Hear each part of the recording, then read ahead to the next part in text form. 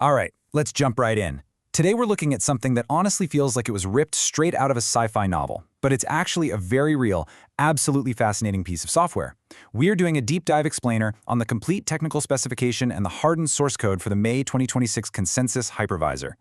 Specifically, we're looking at version 1, which is known as the Phoenix release, authored by Nick over at emerging.systems. So, if you've been wanting to understand the absolute bleeding edge of operating system design, you are in the exact right place.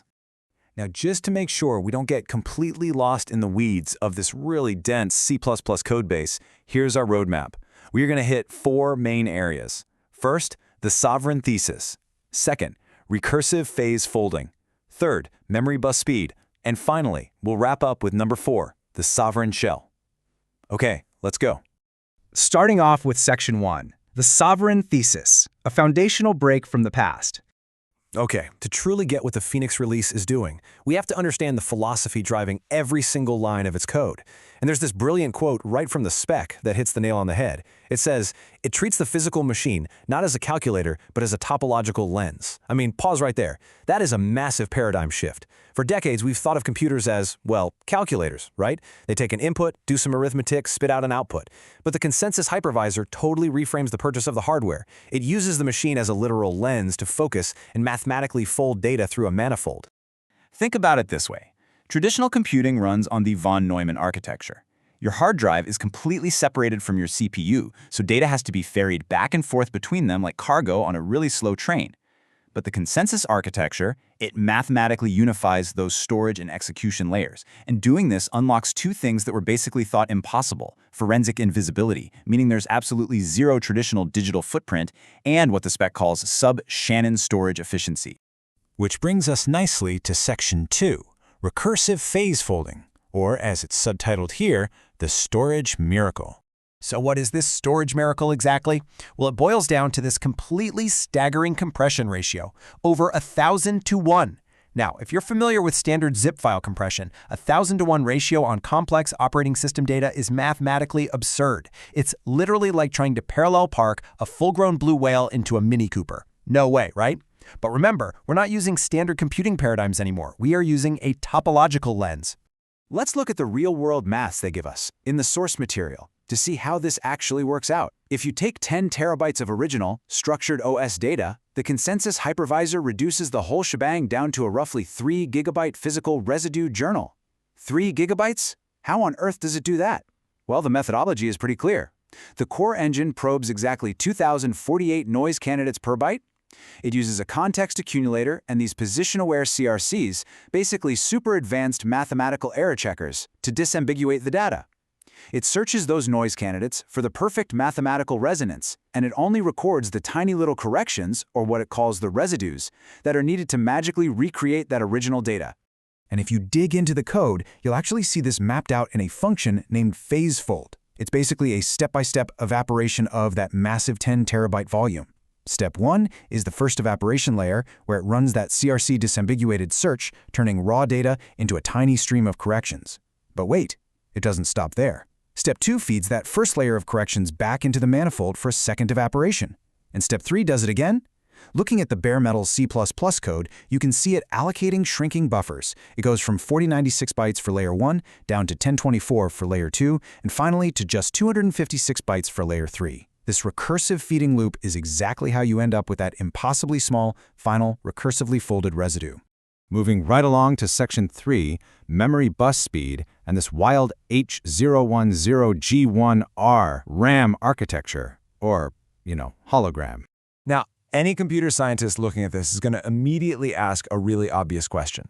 With all this insane topological folding and probing going on, how does this system not just lag to death? The secret sauce here is the Neumann bypass. Because they've unified storage and execution, the system actually resolves logic at native memory bus speed. It achieves this bypass by combining hardware prefetching with a technique called path memoization, or as the spec calls it, the divergence cache.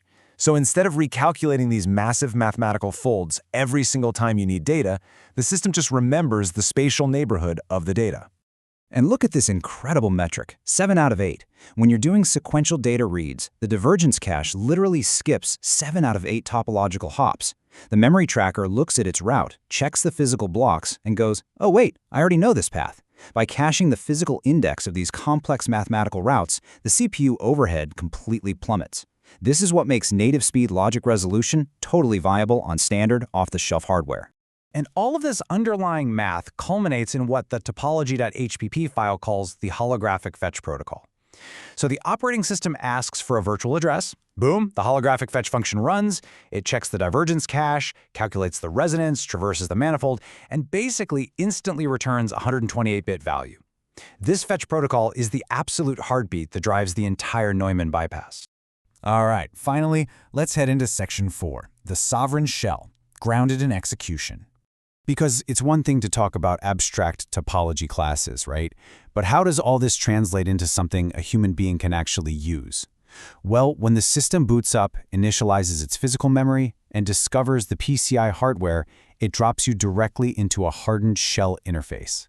And if we look at the commands programmed into the shell, it's pretty wild.